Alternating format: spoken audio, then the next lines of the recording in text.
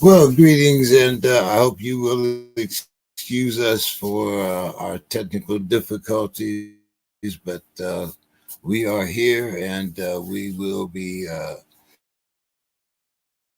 talking about the halftime show here.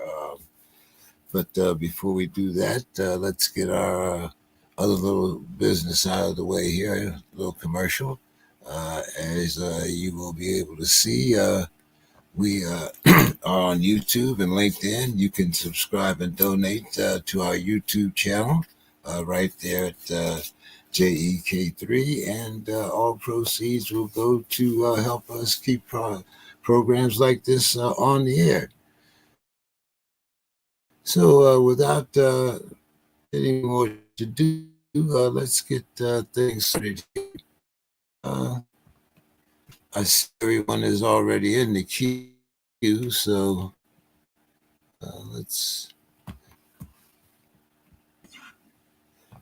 First of all, we have Mr. Flute. Uh, the Prince is here. How are you doing tonight, sir? I'm doing great. It's glad to be back. Or I'm glad to be back. Can you hear me?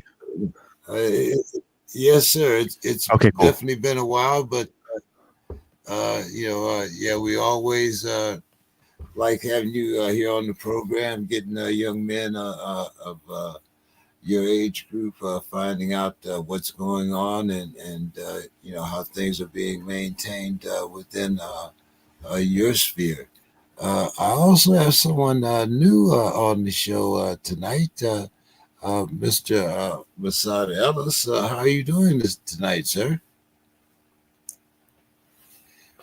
We can't hear you.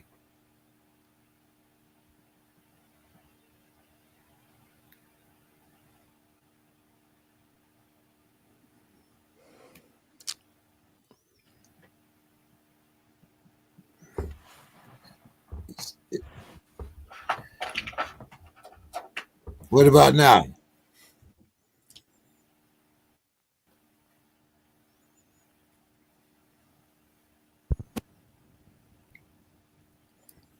Can you hear us?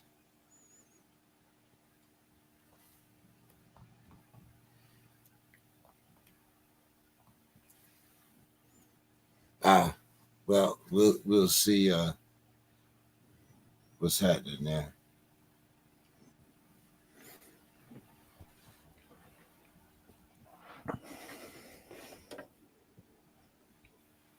Okay. Well, anyway, it's been a while since we've had you on the show.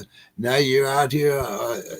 You've graduated and you're out here among the working folks. How do you find it, Javon? Me. Yeah. I haven't graduated yet. No, Oh, no, no. I'm still in college actually. Uh, but you're working now. You oh you yeah. Yeah, I work too much, sir. um, yeah, I am working. I'm out there in the field and uh I had two jobs, delivery driver, school lunch delivery driver, and I'm also a DJ on weekends. And and I'm also a full-time student. So they're more like side hustle jobs, but I am out there experiencing the world. Okay. Can y'all hear me now? Yes, sir. Mm. We can hear you now. Nice. All right, let's get it. Back up in there. A little technical difficulties. How's everybody doing? uh, hey, no problem. We had some technical difficulties of our own, so uh, you know things happen. Uh, They do. so I was was talking to Javon here. You might have heard me call him the Prince. That's kind of an inside joke, but Okay. uh, yeah, I've had Javon on the program quite a few times. I think when we started out, you were just a freshman, weren't you, Javon?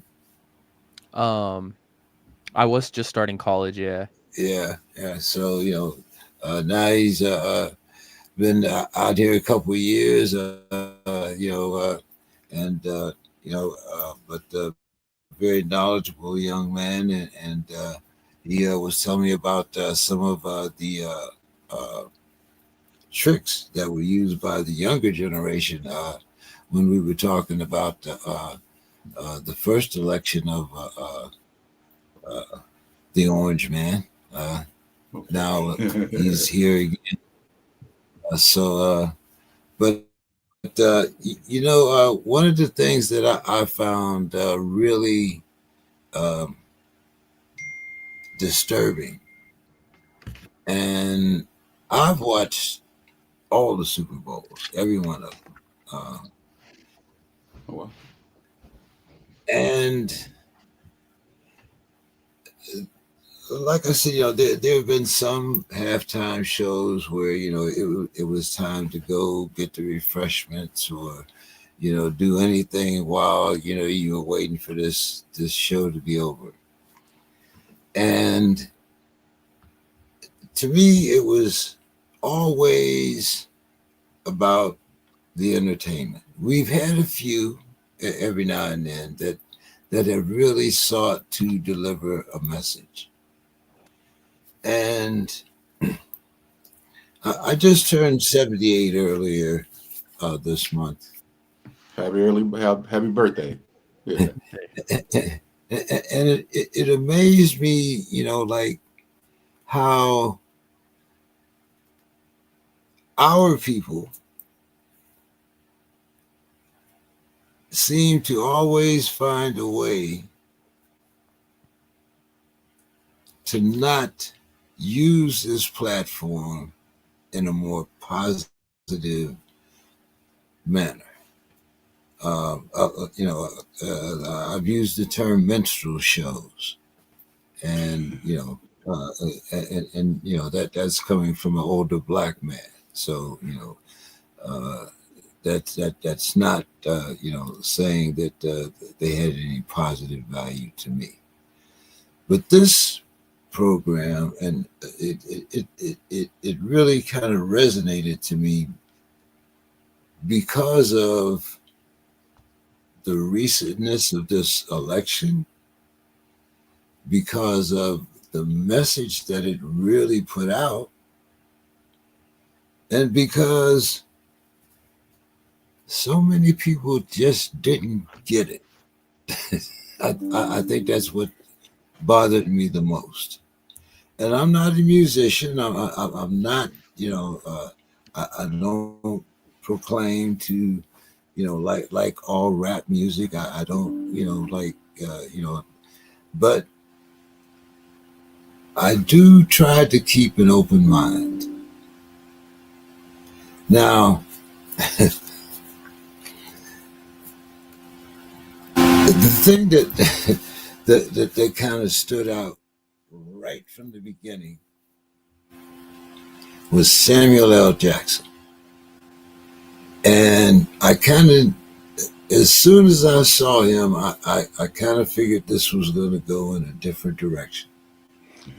Because, I mean, you look at the way that Sam has made his career within these last few years. Sam's been a villain. And he embraced that role. And to me, the first thing that I thought about was Django Unchained and the character that he played there. The house nigga. This is my show. I can say what I want. Y'all put me off there. Y'all put me off there if you don't like it. But anyway, that was the role that he played. So when he first came out, and the first words that he spoke, let me grab this back up here.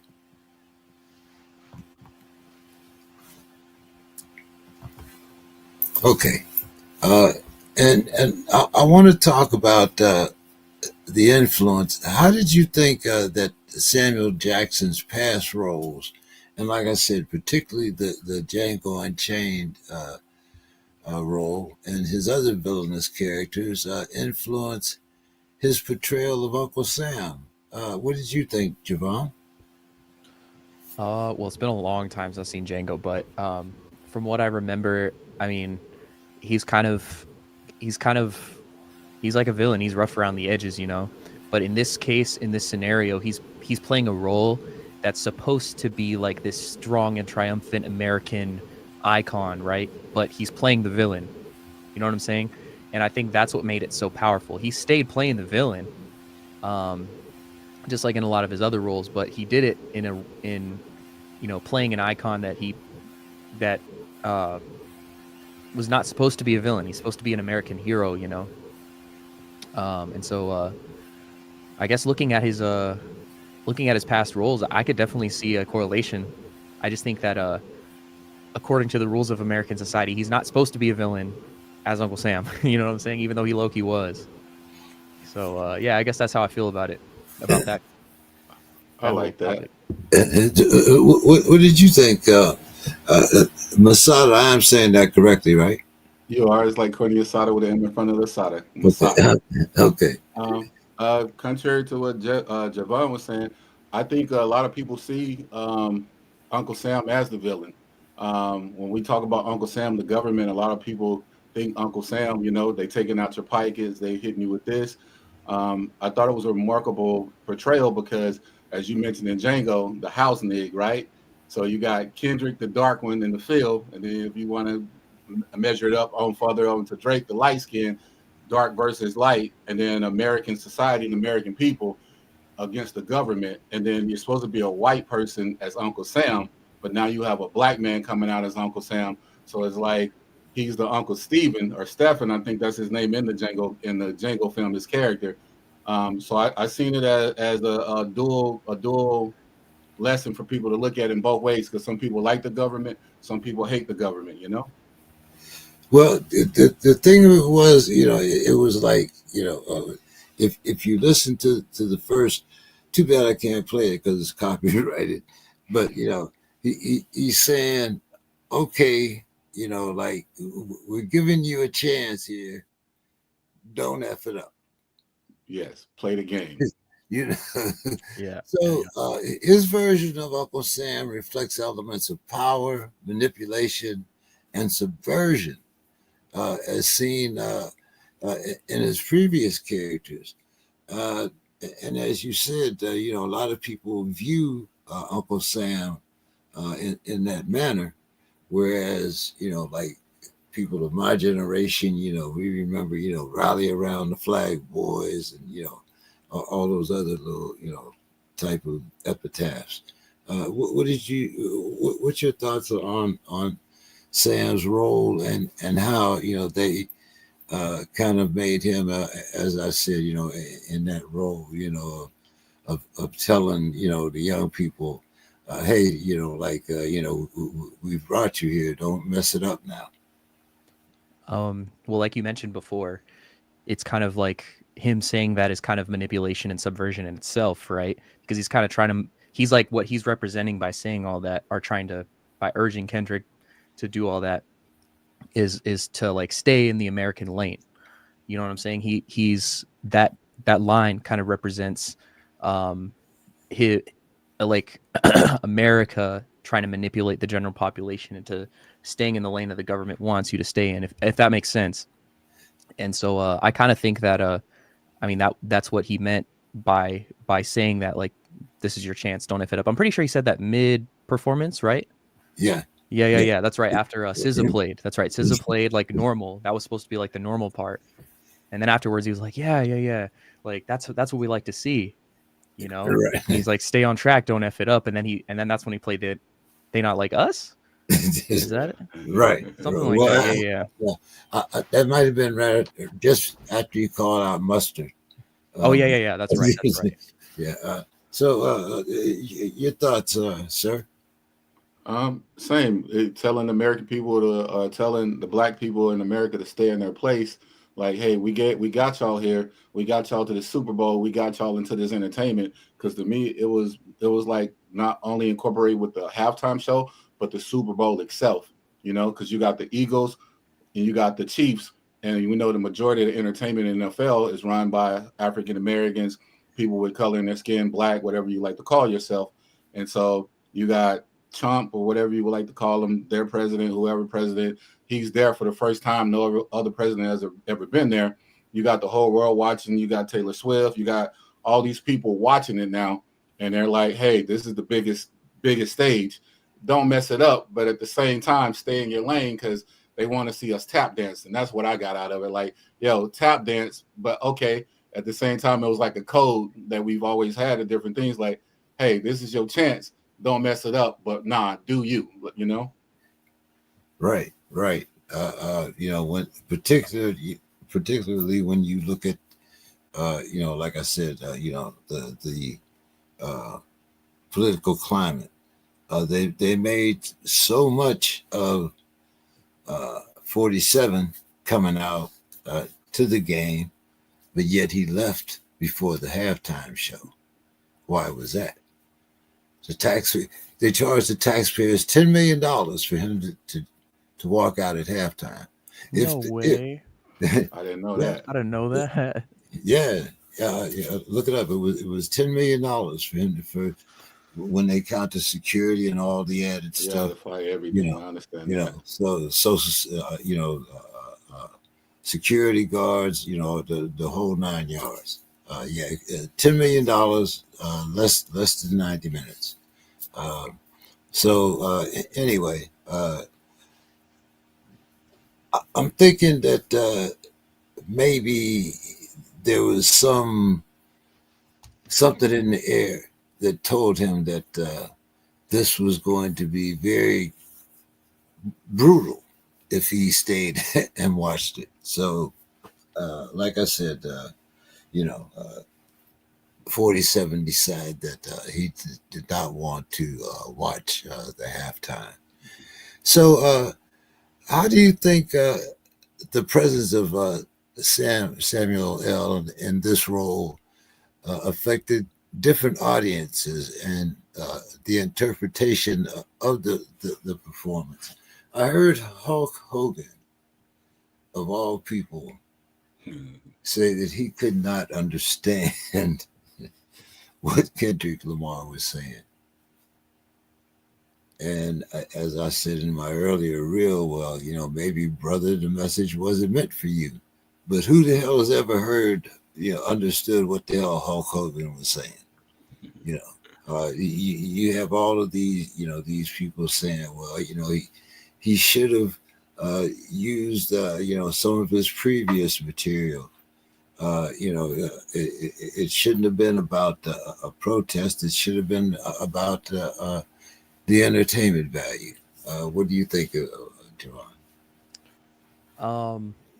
About the Samuel Jackson and like how people viewed the performance. Well, so when I was actually watching the Super Bowl, I was in a room full of white people, and I think they were all kind of just like, okay, like it was just a little bit. It didn't upset them, but they were just kind of like, it went right over their head a little bit. Yeah, it went right over their heads that a black man is Uncle Sam, But I think it definitely set the tone. Like immediately, everybody who had a higher understanding of social things and politics immediately knew that something was up, and it immediately set the tone for people who have an understanding like us. But I think to the average person who wasn't watching it for that reason, or you couldn't really process it, it just went straight over their heads. It was just a little bit like, okay, it's just confusion. Confusion's the word that I'm thinking of.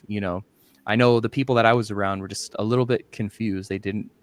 Nothing really clicked for them, and I'm sitting there like glued to the screen, like, oh, it's about to go down, So I think it influenced the performance in two different ways. I mean, the people went over some people's heads, maybe made some uncomfortable, but then others, sort of like us, it immediately locked us in. We're like, okay, what's this going to be about? So, what did you think, Masada? Well, with Sam playing it, I actually liked it because he's one of the biggest actors right now, black or white. He's I think one of the highest paid actors, and white people, Mexican, everybody loves him. And the first thing that comes into mind when people think of Samuel L. Jackson is motherfucker, the way he says it, right? So I believe that's what it hit a lot of people. The ones that got it and the ones that didn't get it were thinking motherfucker. And so that kind of was a big shock, and I liked it, bringing him out there because, like I said, once again, He's one of the biggest actors, and he's known for playing good roles and villainous roles. You know, he's known for playing the guy in Avengers. He's known for playing Django and a lot of other bad roles. But he's known for the motherfucker, right? And so having him come out there, it really shook up things like it was supposed to. I loved it.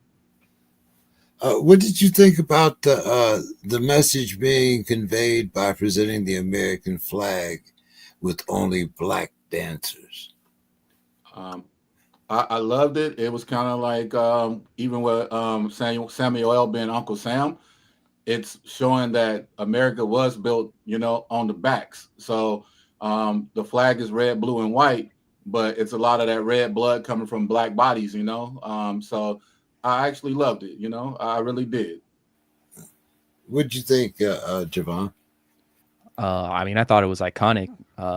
Similar to what Masada said, I feel like it definitely symbolized the fact that this country was literally built by black people, literally, like buildings, literally, you know. And I think that just black people, you know, being portrayed as the American, physically being portrayed as the American flag was very that's basically the message that it was trying to portray. And so yeah, I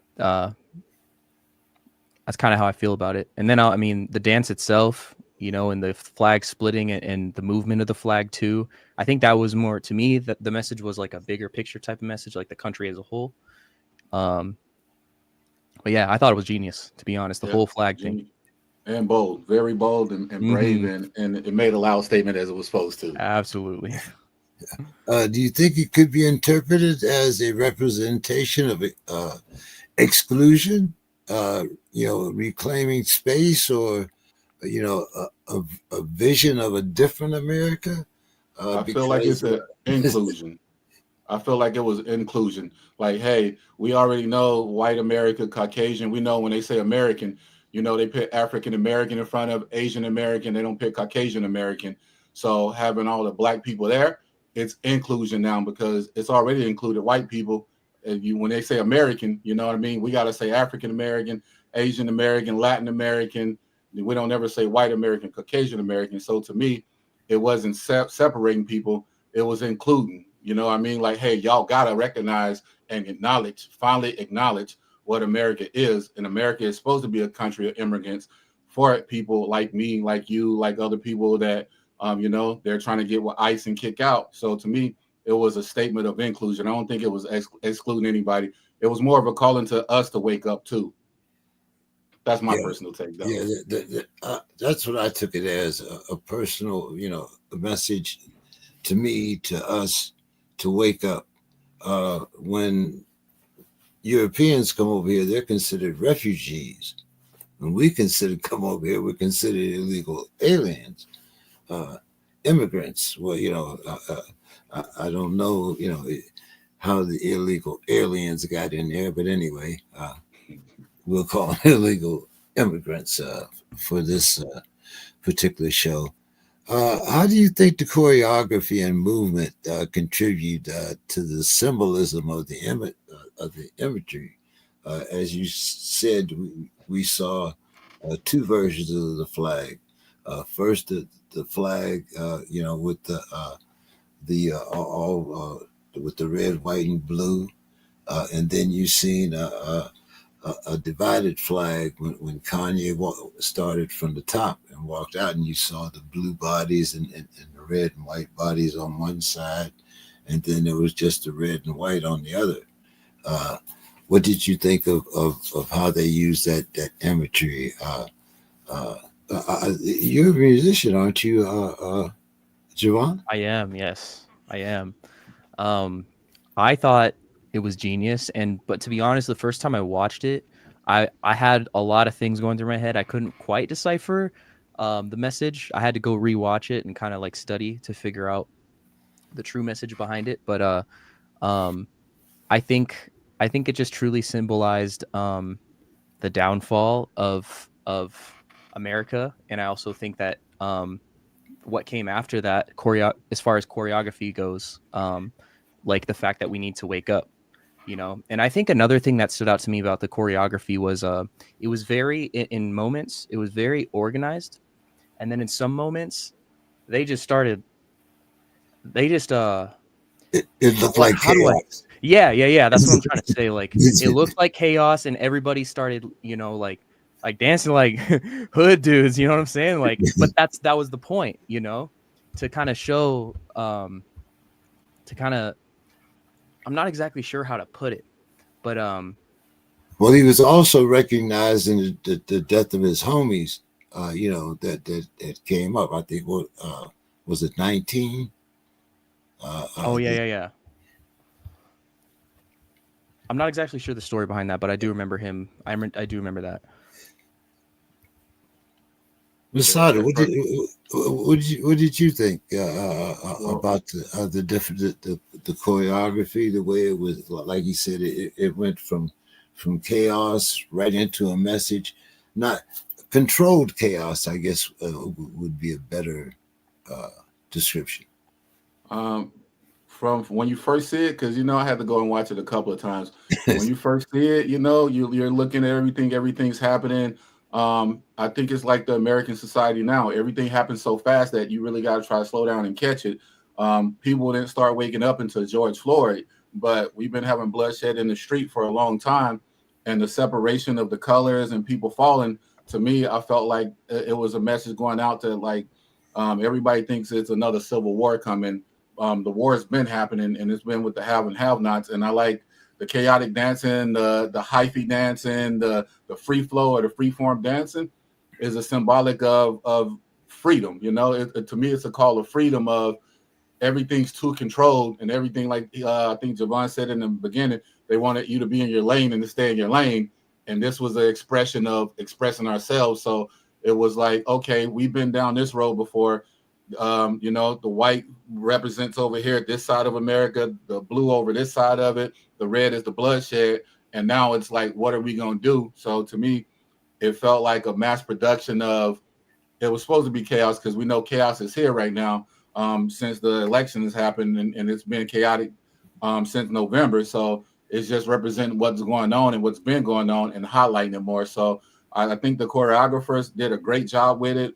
The dancers did a good job symbolizing it. They picked a lot of dread heads. I was just rewatching it with my 9-year-old, and he was like, "Dad, they all got metal and gold teeth in their mouth." And I was like, "Yeah, that represent what we really look like in America, And I had to explain to him what it was and everything. So I loved everything about it.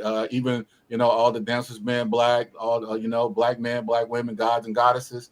I'm just really hoping that it didn't go over too many people's head and people don't look in it too deep and just get the overall message of wake up, togetherness. I thought, and these were a couple of things that went over my head simply because of my generation.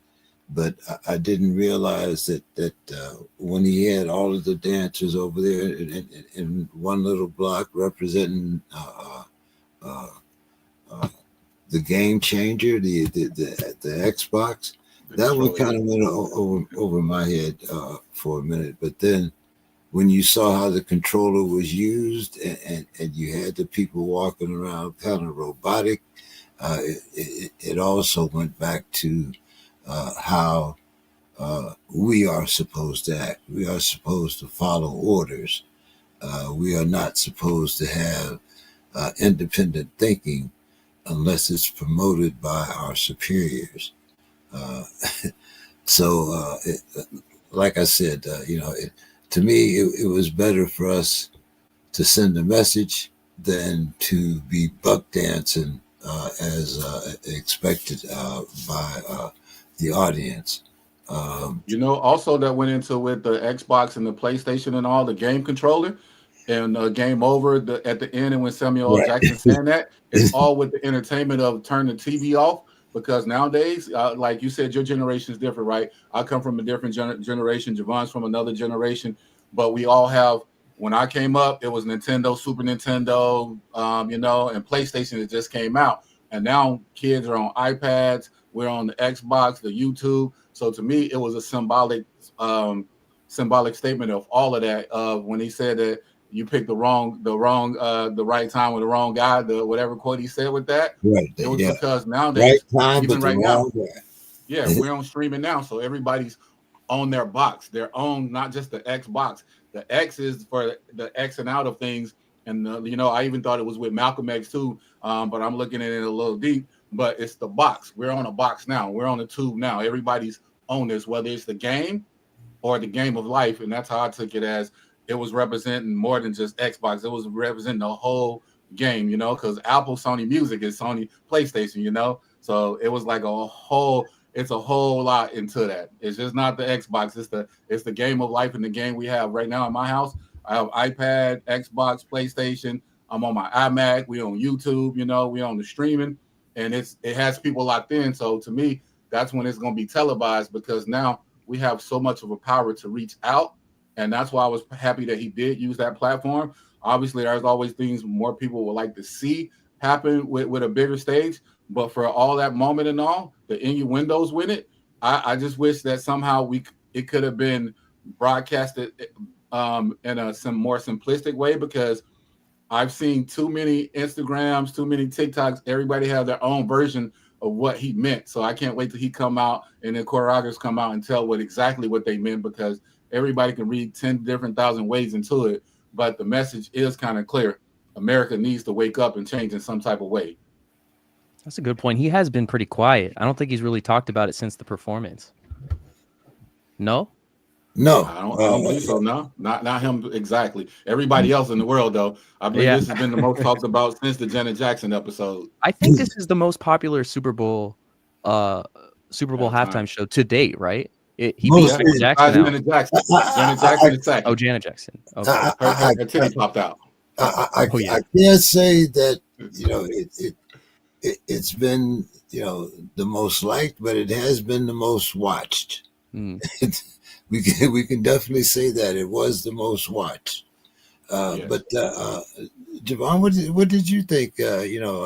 Your generation is the Xbox and yep. And all that.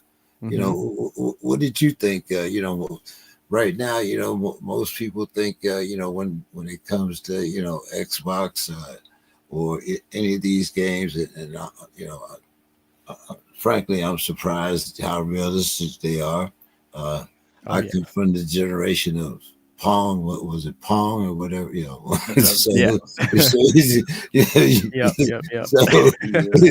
So you can imagine how I am now. Hey, but for me and my generation, if you're into it, hey, there's a lot to learn. AI, and if you don't learn, you're gonna be left behind. I use AI in a lot of my writing. 5 years ago, 3 years ago, I didn't know what the hell AI was. But anyway, So what did you think of the way he incorporated Xbox and things that we as consumers, I think, use more than anybody else? Yep. Well, I mean, for starters, the great American game that Samuel Jackson mentioned, that's the game we're playing. That's the video game we're playing. So when you think of the buttons, you got to think of it that way, like that's the controller. And you notice so the X is usually the yes or the go button, and the O is like the back button or the exit button. And so I'm pretty sure during SZA's performance, for example, which is the part of the performance where the Americans are staying online, they're staying on track to what Uncle Sam wants, right? I'm pretty sure the dancers go to the X button, which is the go button. Right. But then afterwards, when Kendrick plays They Not Like Us, it goes to the O button because he's no longer playing the game. He exited out. He refuses to play the game anymore.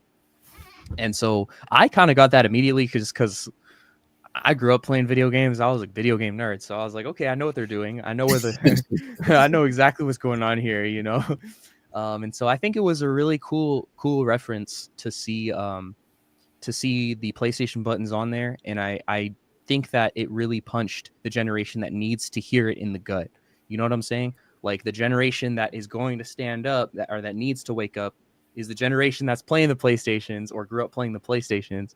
You know what I'm saying? And so I think it was a really good modern addition to kind of help wake people up and understand the message behind it. Yeah, like I said, for my generation, I had to kind of go back and say, okay, all right, what is this, and look it up. But that's why we have all these different engines and means of going back in and fact checking or whatever you want to do.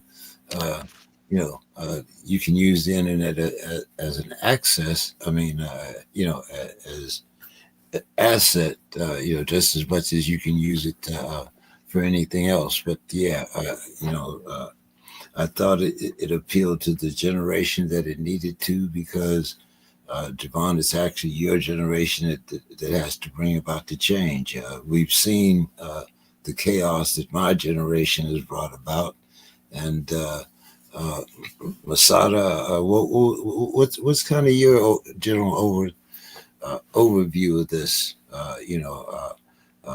Having to play the game, having to stay in our place. My whole thoughts of it again is, I was the generation that they were bringing the games out and getting us lost in it, even with the Super Bowl. Um, I go back to it's kind of hard for me speaking on this because honestly, I used to be a hard NFL fan. I'm from the South originally, Mississippi, and we college football, high school football, you just bred football. I was a 49ers fan. I liked Vic, so they had me with the Falcons for a second because I liked Vic doing his thing, changing the dynamics of the quarterback because they try to say baseball is America's game. It's trying to come back now. But the reason it's trying to come back is because, as we all know, the Super Bowl has been the highlight, and the Super Bowl show and even the advertisements has been the biggest game of America for the last 50-something years. And so with that, I was one of those Kaepernick fans that, stepped away from it with Kaepernick. So when I started seeing them talk about let's stop playing the game, I'm sitting there. You can bring it to me, Bob. I got you. Bring it to me. My son's bringing me something to drink right now. But I was thinking about the game as in how the game is. It's the game of life and the game of the sports. We're watching these grown men, our warriors, I call them. They took our athletes and turned them to warriors, and now they're playing a game of football, and we're watching that for entertainment. And then we watch the halftime show for entertainment as well. So when they're like game over, I'm thinking that it represents in not only the game of what America's been doing to us, and they can no longer play us within the politics of Democrat, Republican, because we always say it's the left or right wing is still the same bird. Even with all of that, I'm looking at the game of football, America's number one sport, really, and all the warriors and athletes, and we're all watching them compete against each other while we're competing against each other out here on a different field. For me, the field has always been the concrete jungle of the hoods. How Samuel L. Jackson said, the ghetto, and don't be too ghetto, and then Kendrick mentioned Compton and all that. That's the game to me too. The game of Bloods, Crips, all this stuff. It was a call for a timeout with everything that's been distracting us from getting together and really showing our power. Yeah, when you speak of Bloods, Crips, it's about regardless of what side you want to be on, when it comes down to the end of it, we're all black, and we all need to pull together instead of always being so divided. And that was another thing that it kind of bothered me about my generation. It wasn't. I don't think it was so much that we turned our back on the message as the fact that we have been stereotyped into thinking that halftime or any type of musical composition has to be something that entertains.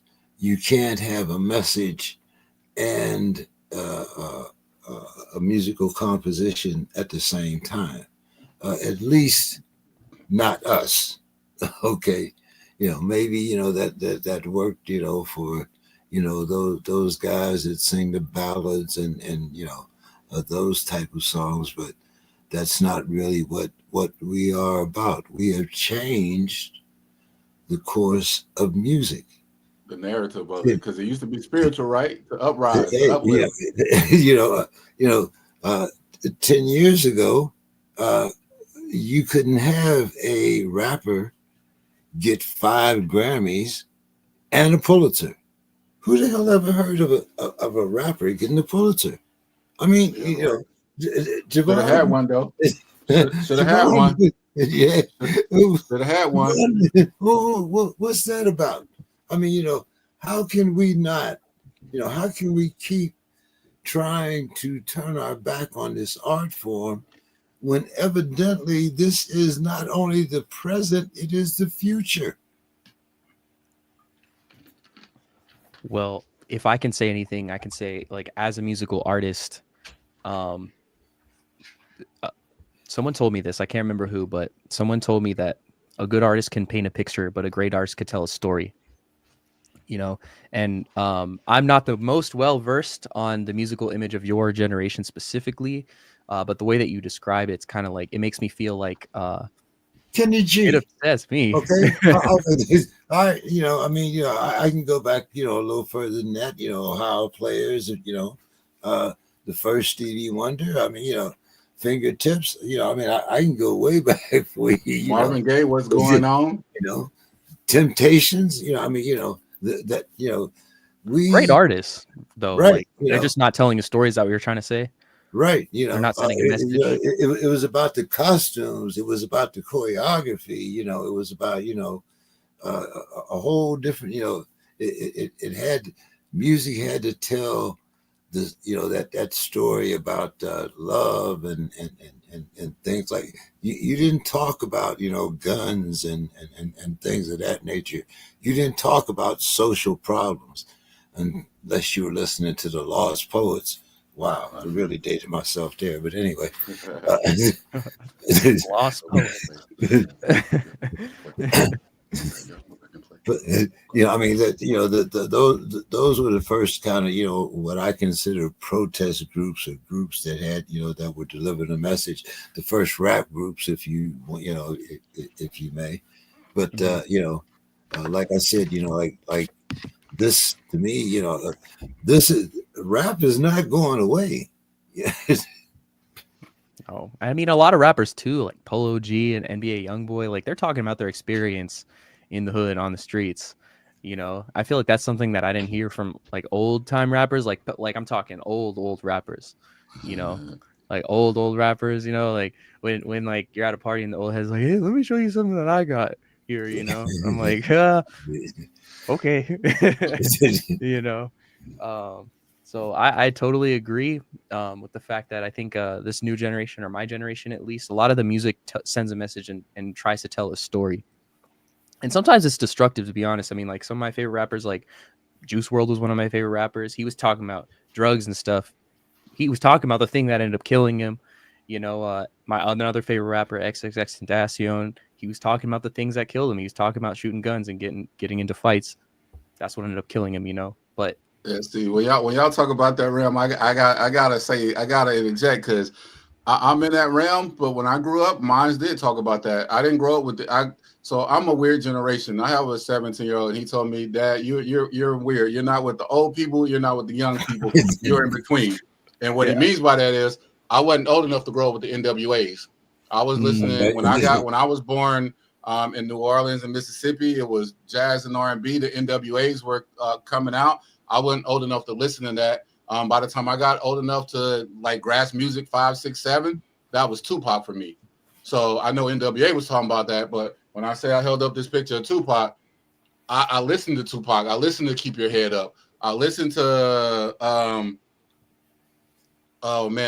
White Man's World. I listened to a lot of stuff that he says in his albums. He talks about the struggle. He talks about the 40 acres and a mule. He talks about the life that they were living, that I was living in the streets. I listened to the Outlaws. You know, these are some of my favorite people. I grew up with a DMX era. I grew up with the hard era of talking about the streets and what we did. I grew up with a Scarface. Scarface is part of the Ghetto Boys. Shout out to Willie D and them because they got a song called Point of No Return. And them lyrics stick in my head. He talk about J. Edgar Hoover and all that. And J. Edgar Hoover was before my time, but it was his time. And they were just talking about how they never did nothing for the society that we come from. So I do give a shout out to the modern day rappers that do talk about that stuff. But it hasn't changed from rap. Rap has been that since the early 90s, talking about the struggle, and it's just progressed. Like James said, Mr. King said, it's going to keep progressing. It's not going anywhere. I did a paper about 17 years ago or 15 years ago when I first started my college. I have my master's now. When I first started, I did a paper on how hip hop is influencing everything. And the reason I did that is I was at a light one day and I saw an old white woman pull up on some 20s. And this was like the early 2000s. And I was like, what the hell? She in 20s? And I knew rap was coming and making a bigger, more popular scene. So we have a list of artists. I shout out to Kendrick, shout out to Polo G, shout out to all the artists you said, definitely Juice WRLD and them that rapped about their pain and struggle. But it's been happening since the 90s, early 2000s, late 2000s. It's been more than just entertainment. People just haven't been tuned in. And that's what I think the difference is. It's been a shift of more people are, I don't like using the word woke or conscious, more people are getting more aware. So now they're listening to the messages more instead of thinking they're just talking about guns, drugs, or the streets. They're actually paying attention that that's what's going on. Because like I said, being from the South, the Ghetto Boys definitely talked about it. Everybody knows how Pac, it gets on me because it feels like people try to wash out what Pac did. And Pac brought such a menace and legacy to the streets and a story to what was happening that everybody looks over it now. And we had all these other entertainers to carry it on. And yeah, you got Poppy with Ja Rule and some of these other artists, and it became more musical because the money became more into it. But I think that was by design too, that they put the more money into it to where it felt like they wanted us just to, like Samuel said, going back to Samuel, he told Kendrick, yo, you got to play the game. You know how to play the game, right? Don't mess it up. And that's what a lot of artists came in and did. They messed it up because it was all about the money, all about making it dance, all about the hoes, the cash, the clothes, and the cars, And now we're getting back and seeing it with Kendrick trying to pull it back, or not pulling it back to, hey, y'all, it's more than music. Because even Lauryn Hill said music is supposed to inspire, with the Fugees. You got the miseducation of Lauryn Hill. That's about the struggle. It's about music. It's about the change. It's about what we need to do. I just don't think we've been listening like we are now. Yeah. And usually when, musicians had to get to a certain level, or like you say, have a certain amount of money before they could start talking about the struggle, because usually that was their downfall. Once you start talking about the struggle, your record sales went down. So you usually had to get to a certain level in order for you to be able to do that. You had to be a Stevie Wonder, or someone that was high up on that level where you could come out with excuse me, with music, or with back then releasing an album with that type of message on it. Did Michael Jackson come out with "They Don't Give a Fuck About Us"? Well, if you sample, if you listen to the sample of Kendrick's show, he that was another one of the samples that he put in there. See, the Michael Jackson. So but Javon, A minor. This is a scale that consists of entirely white keys.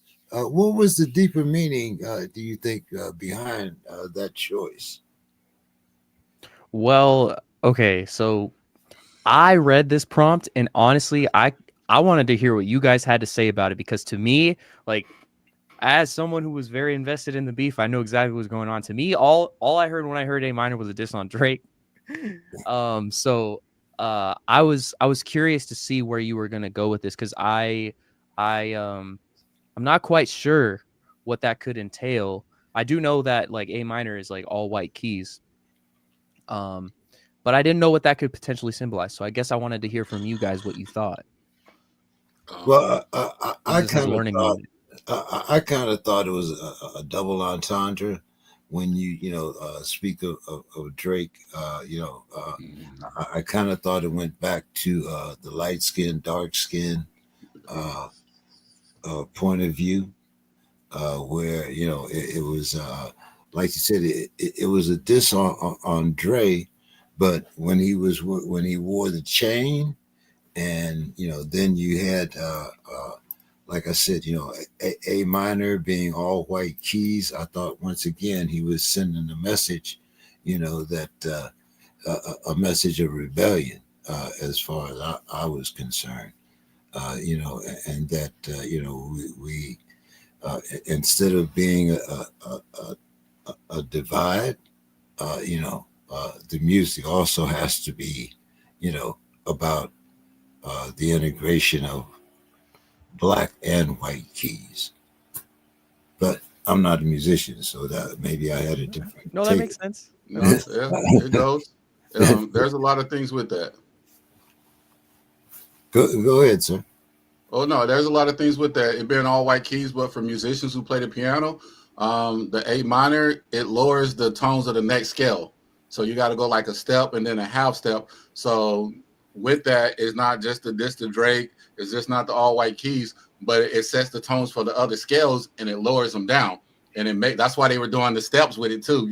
The half step and the step because the low minor, the A minor lowers the tones for all the other scales, and then it goes into the third. I think it lowers the third, the sixth, and the fifth, or something like that. But it goes deep into that, so you have to lower your tone with that as well. Ah, I okay. didn't pick up on that, but Yeah. that's a good point. Now thinking about it now, it makes sense. Yeah, there's a Okay. lot to it. Yeah, like I said, you're not being a musician. I had to look at it from a different point of view. As a matter of fact, I had to make sure that I wasn't making a false statement when I said that A minor was all white keys. Oh yeah, So you're right. but do you think that maybe the musical structure symbolizes themes of whiteness and dominance and cultural narratives? It Sure. could. It could. I didn't think about it that deep, but it definitely could. You're talking about like the A minor, the scale could potentially represent like a domination, like white keys being dominant. Is that what you're trying to? Well, like which I didn't know. Like he said, it lowers the scale. Pretty Lowers much, the yeah, yeah, tones of yeah. the other ones. Yeah, Yeah. So so kind of like saying that we lower the scale. Oh, you're saying like, okay, I think I see what you're saying. Yeah, Like trying to like A minor might even represent like trying to put black people in a box because the scale has to be lower to use any of the black chords after A minor kind of thing. right. That could yeah, I could see that. I could see that totally. Just kind of represent. I mean, back to Samuel, telling us to play the game and stay in your lane type of thing. That definitely could play. Those two things could play like tone it together. down. But Mm-hmm. to me, when they say tone it down and he played Mustard, it just showed that like, Oh hey, yeah. even though you're trying to tone us down, we still gonna be loud and proud, kind of. That's Mm-hmm. what I take from it. Like, it was one of those play the game, play your like.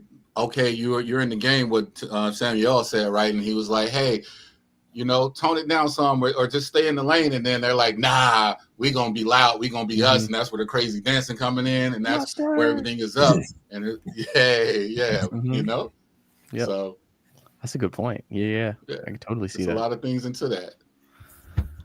Yeah, like it's time for us to really make some noise instead of staying in the background.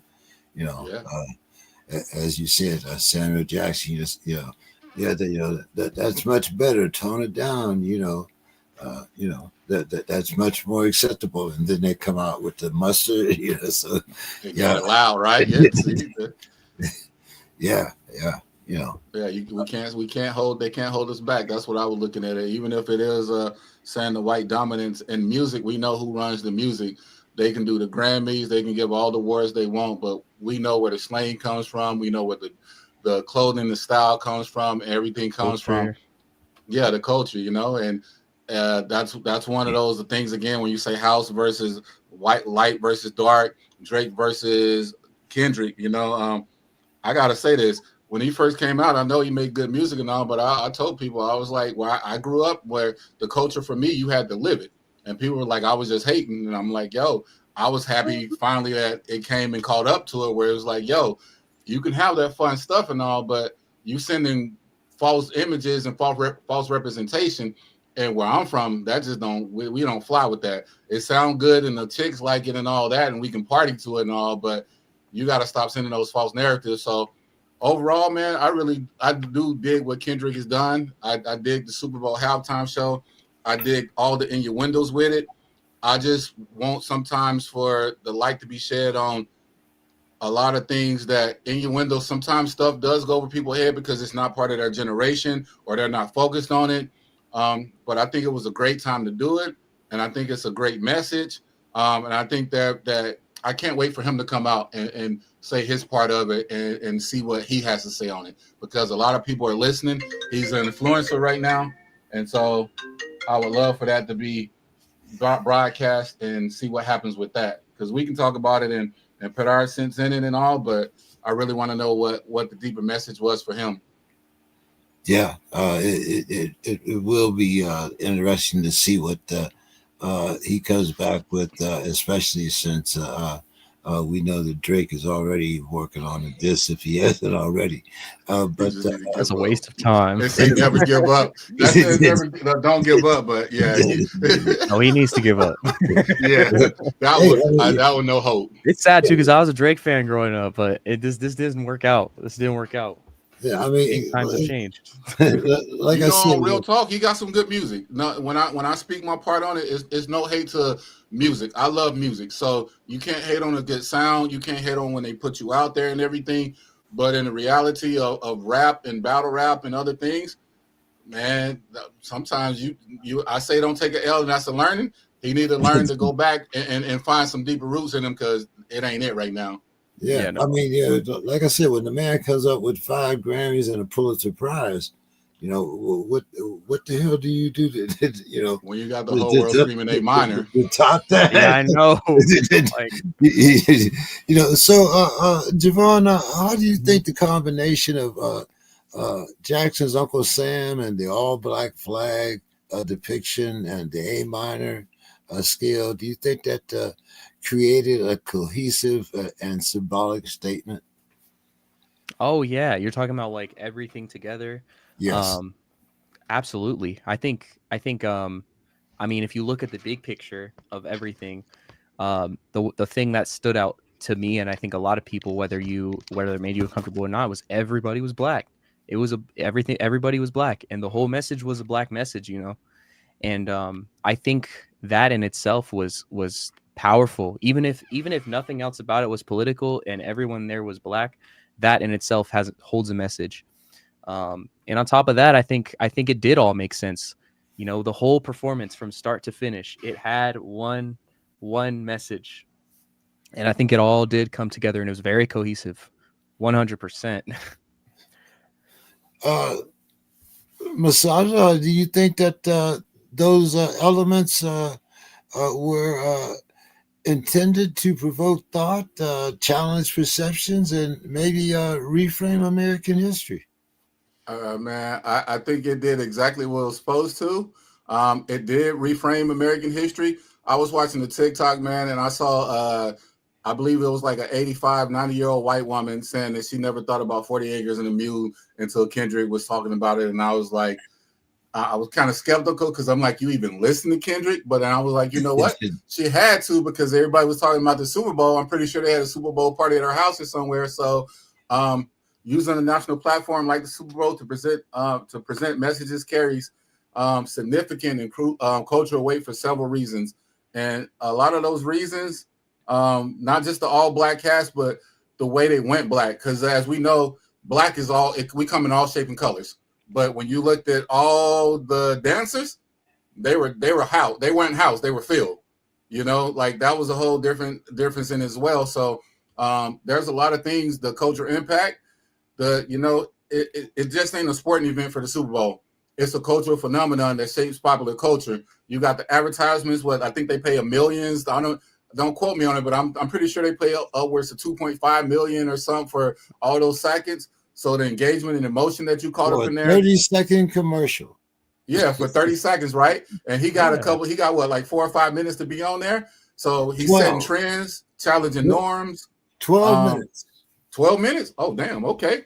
So that's even crazier. You know what I mean? Because that's definitely challenging the norms when he came out with Samuel L. Jackson as the Black Uncle Sam, challenging norms when it was all black cast, challenging norms when he played hood songs, challenging norms when they saying ghetto on national TV in front of everybody, challenging norms where they're not coming out and being a Justin Timberlake or a Janet Jackson and doing it all soft, you know?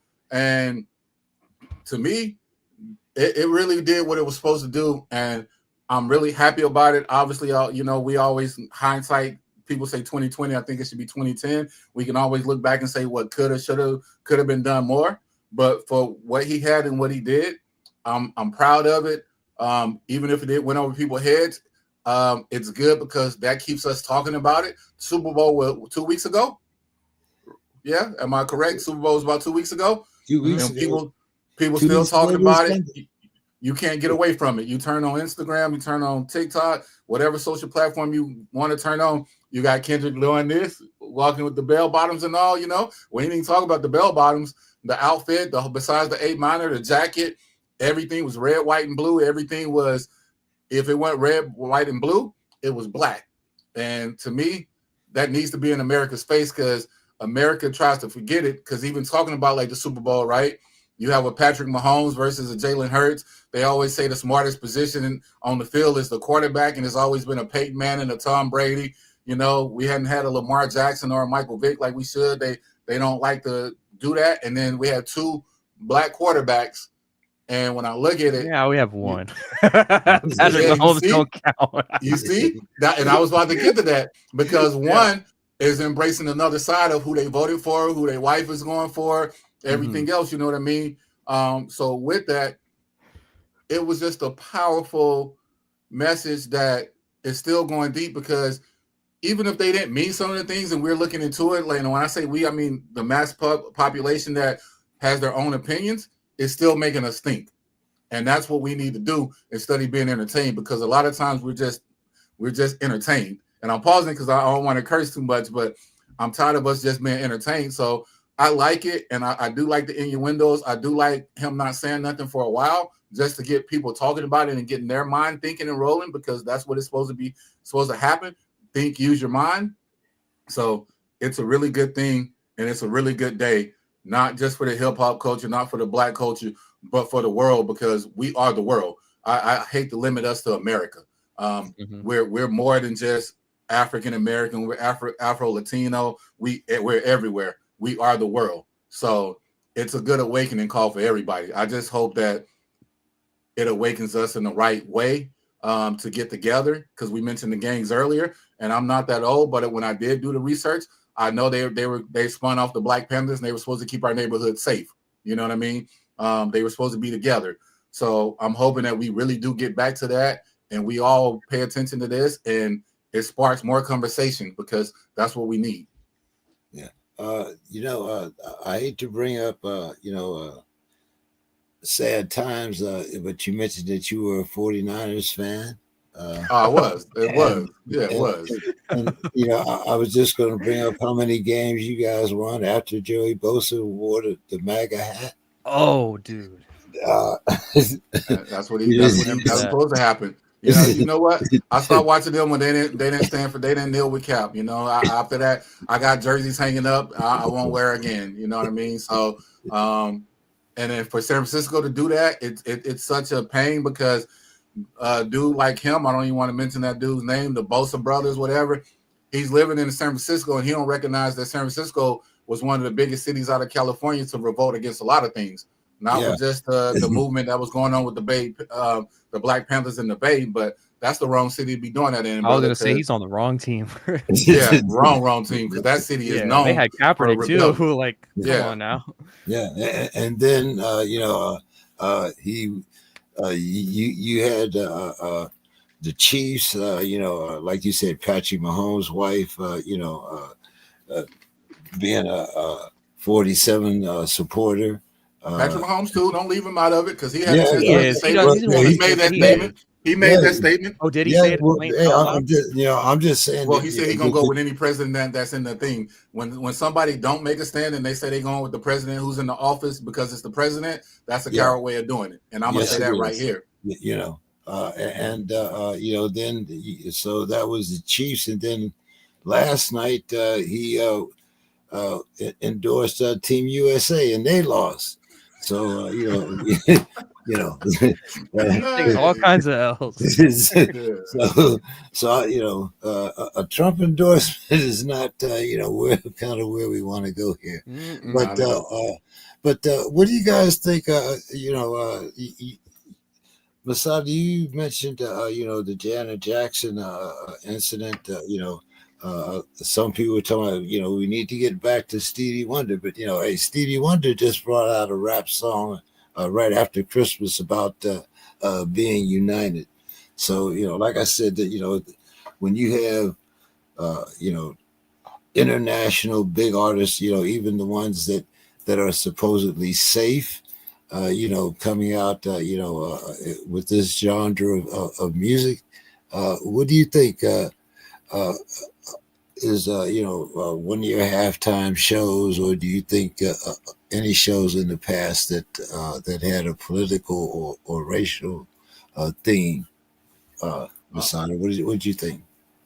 Shows in the past that had some, I believe they had a little bit, but it's kind of funny, because if we can always go back to Samuel Jackson telling Kendrick, like, stay in your lane, because back then, late 90s, early 2000s, I believe people did make political stances, and they did make stances for cultural awareness and all, but it was so what is the word I'm looking for?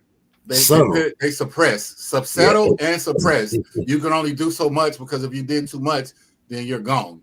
And now, that's once again, I got to give the man Kendrick props for that, because it's giving more people. You know what? I'm on the biggest platform. I had the biggest hit this year, which is probably gonna carry over for another year or two. They not like us, ain't going nowhere. So I'm gonna use this time and use that so other people can stand up, because when we talk about San Francisco, they didn't stand with Cap. You have players saying that they got to worry about their families and their paychecks. And I know players, and I know when they want to get a new contract, they'll sit out a whole season. So it gave the awareness, and it gave more credit to Kendrick, but it also gave more power to people to be like, hey, you don't have to be afraid anymore. They can't hurt us like they used to. We are the influencers. We are the power. So we can stand up more, because they try to do it with Giannis as a sports person. I think, 2 or 3 years ago, 4 years ago, when COVID happened and his whole Milwaukee team didn't play. And then next year, 2 years later, they came back and won the championship. Stuff like this in the past was trying to happen, and it couldn't happen because not only was it settled, it was very suppressed, or you got what we call counsel now. You got counsel back then, but it wasn't called counsel. You just got kicked out. So nowadays, more people are saying it. Stevie had We Are the World and other stuff before. I think now more people just, once again, more conscious minds are looking at it, and they're waking up now and being like, hey, oh, we can do this. Because I think even the Wayans brothers and them did stuff on, when I was growing up, we had reruns of In Living Color and stuff, and people just didn't catch it. So I'm really happy about a lot of stuff right now. I'm really happy about a lot of stuff going on from that Super Bowl halftime show. Yeah, maybe you should have got Homie out there, Homie the Clown. That is. Homie don't play that. There you go. Javon? So I'm not the most well versed on Super Bowl performances in general, but if I had to say anything, I mean, Kendrick set a standard. You know what I'm saying? And he let the world know that it's okay to put your foot down and make a political stance and a political statement on one of the biggest stages in the world. So I can only see, like, in the future, I can only see more performances like that moving forward. And it's interesting to hear you talk about how, like, it was not acceptable in the past, Masada. I thought that was a really good point, especially as someone who's not well versed. All I know is like Michael Jackson, and I think I remember like Bruno Mars playing as a kid, but like, didn't hold a lot of weight for me. I was one of those kids that was off playing games during the halftime. So The Xbox and PlayStation yeah, again. I literally go play the Wii. But yeah, so I think Kendrick definitely set a standard, and it'll be very interesting to see who the NFL selects in the coming years, because I mean, this Super Bowl performance made more money than probably any Super Bowl up to date. You know what I'm saying? So it'll be interesting to see if the NFL maybe wants to go for more money, and so they get another, woke artist, if you want to call him that. I don't like calling him that, but Yeah. we'll see what the NFL chooses, and I hope that standard stays, and we get more political stances moving forward in the Super Can Bowl. I ask a question for both of y'all though with that? Sure. Mhm. What's next from this performance? Because the Super Bowl halftime show is a big stage, right? But the NFL is a big corporation and a big stage with big players. So we're talking about this blackness. We're talking all this. Super Bowl players who won, they went and bought big chains and did stuff that had nothing to do with the community they live in and all that stuff. So although we're waking people up, what are they going to do? Because we talked about Kaepernick a little bit in there. I threw that in with the 49ers. We talked about Bosa and how they're making a statement. But have we seen any other NFL players make statements for our side? Because are we seeing statements made for 47 or whatever y'all want to call them for the MAGA? I haven't seen none of us really make stands and statements, because when they did, they got exercised like Kaepernick. And since Kaepernick, I haven't seen nobody look like me make a statement for anything like me. And they're the ones with the power. They're the ones like with Kendrick with the influence. So Kendrick made a statement. He's giving people power to step up. So the NFL, like Javon made a good point. What are they going to do with their next Super Bowl halftime performance? But what are they going to do for the next games? Because I saw they put the Black Lives Matter on the field. They put we all need to come together. They put all of this, but what is actually really being done? And I love that we're talking about stuff, but we all know what needs to be done. The problem is applying it. So what is I want to know what the NFL is going to do to apply, because you have 32 teams in the NFL still? Mhm. What is 32 teams? So that means 32 cities should be coming up. Baltimore, Lamar Jackson is bringing a lot of revenue over there. Them boys is playing. I've been to B-More. Shout out to Baltimore. They black. I love B-More. But the city, the funding, the school systems, the communities, they need money put into them places. So I want to know, what do y'all think about what this performance is going to spark, not just for the future performers, but what is it going to spark for everybody within the system of the NFL? First of all, I don't think that we're going to see any big changes. And that's because the NFL owners of those 32 teams are all on a financial stratus much different than what we are. And they are going to vote for the status quo, which means that they are going to vote according to their pocketbook and not according to human necessarily rights. I don't think any of the NFL owners are worried about having to live off Social Security. I don't, so I don't think that, as the message is well, but I do not think that for the next couple of years we will not see a performance like this. The next couple of years we will be entertained for sure. Game on. Game over for that. Your thoughts, Javon? Well, my predictions, and I could be wrong about this, but I feel like the NFL and all the owners, it's a corporation, and corporations go where the money is. And you know what makes them money? What makes the NFL money? Black people, black athletes, black culture, black performances. Black people is what makes them money. So I feel like, if anything, we will see more Kendrick Lamar type of performances. We'll see more, Black Lives Matter and Black Unity stickers. And as sad as it is to say, I don't actually think it's actually for unifying Black people. I think that it's like that's where the money is. You know what I'm saying? And that's what the NFL is going to go for ultimately. It's the same thing with the NBA. I mean, look at the owners. The owners they're all white, but they're smart. They know where the money comes from. So I think that moving forward with the future of where the NFL will go as far as social and political things, I think we will stay on a solid track, of I think we will stay on the Kendrick Lamar type of track, if that makes sense. Yeah, isn't that why they did that though? Wasn't it like Damon Wayans in Living Color, somebody who made a big show during a halftime, and the halftime didn't get as much play as it was supposed to, so then they had to bring in the culture to get it back. Yeah, I heard about that. Yeah. Like I said, I mean, it's a very interesting time because things are brought to you so the internet is all about instant gratification. So things come at you, at record speed. Things come at you, on a daily basis, even on an hourly basis sometimes.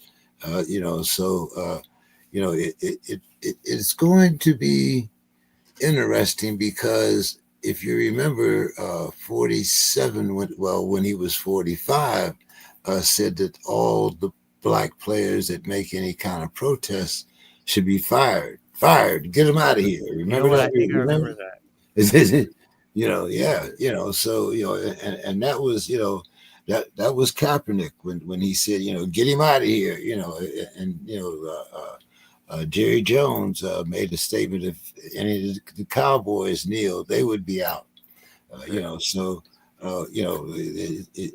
they do that though, James, it's gonna be like DL made a joke with. We ain't gonna be watching football. It's gonna be rugby. Who want to be? Let's be honest. Who gonna watch? If you take all us out of the game, who gonna really watch it? You're not gonna watch it no more. We don't have enough Cooper DeJeans for that. You feel me? Ain't nobody gonna watch it then. So they gotta stick with the money.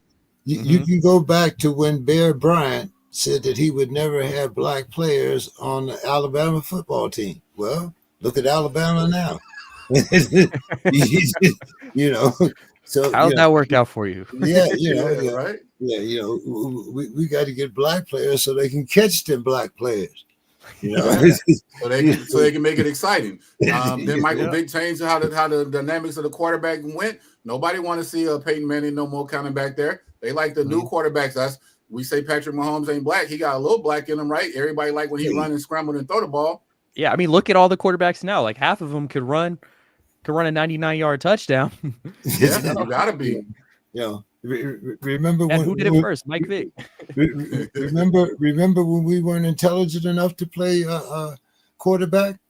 According to them, right? Was that a thing? But we could run fast and catch the ball. But like people said that. Yeah. Yes. So the general of the fields are supposed to be the middle linebacker and the quarterback. They're supposed to be the two smartest people in the field. Middle linebacker runs the defense. Quarterback runs the offense. They've been trying to hype it up for years that the white quarterback is a position only for white people because they're the smartest ones. And to me, I'd be like, if the NFL didn't cheat and give them 10, 20 seconds, 30 seconds to throw, you would have a Lamar Jackson winning. You would have other. That's why I'm happy the Eagles won. I didn't even watch it, but I'm happy Jalen Hurts got his due respect because, football is a game of skill and power and dominance and speed. And no offense to, I call them my white brothers, you all, because y'all gonna see me switching hats in and out and all this. This is another one I'm putting on and all that. The unity and all. I believe they just us without melon. You know what I mean? If whether you're religious or you go with science, you all think we came from the same thing, and we all are. But with genetics and all that, if you take us out of football, you take us out of any sport, who's gonna watch it? I'm not watching it. Yeah. I'm We just don't have, saying. like I said, we don't have enough Cooper's genes for that. Yes. Suppose all the boxers of color decided that they weren't going to box anymore. Who would box? Who would box? Hey,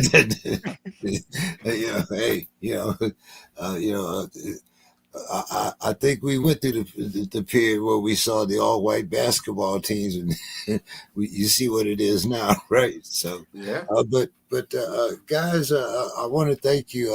I know it's a Friday evening, and I probably took you away from some of your time, but I thought this was a very important subject to tackle. And I'm glad to get the different views from the two of you. Javon, you want to give us your final thoughts? Tell us, anything you got coming up, or any protests in the wind, or anything that's happening.